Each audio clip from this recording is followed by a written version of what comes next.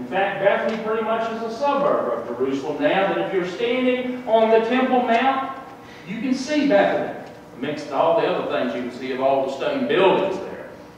But Bethany at the time was an interesting place.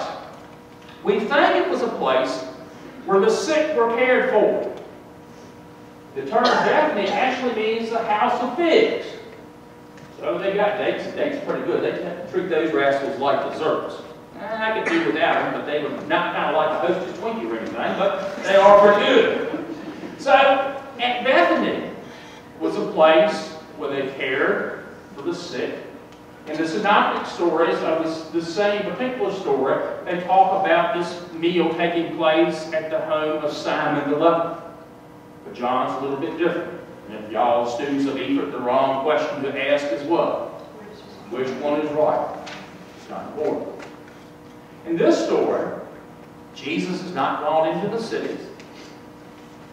At Passover time, when this takes place, Bethany is made part of Jerusalem. Many of the poor in Bethany, they're outside of the range of the city itself. Those folks, if you remember, if you were sick, something was wrong with you, and they didn't really want to see you anyway. So these people were over to the side. It's located by the Mount of Olives. They have the meal. And during the meal, something happens. Mary has gone out and bought a pound of nard, a perfume. Very expensive. Some of the materials would have been found in southern Arabia.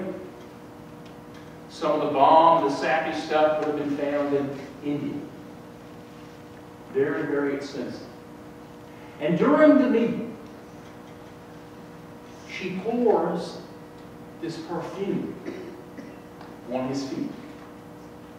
Now, you might consider that as strange, but John's point is to show that Jesus' body was going to receive a proper burial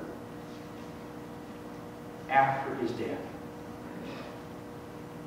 That the body was going to be given respect. That the man was going to be given respect. Because in life, in these last few days, Jesus was to receive no respect. Indeed, the crucifixion that he suffered, from the Roman point of view, was a normal thing. Because if you were not a Roman citizen, capital punishment always meant crucifixion. Because crucifixion meant that you were hung up high. For all the residents of whatever particular city you had to be in to make the point. If you crossed the empire, this will be your fate.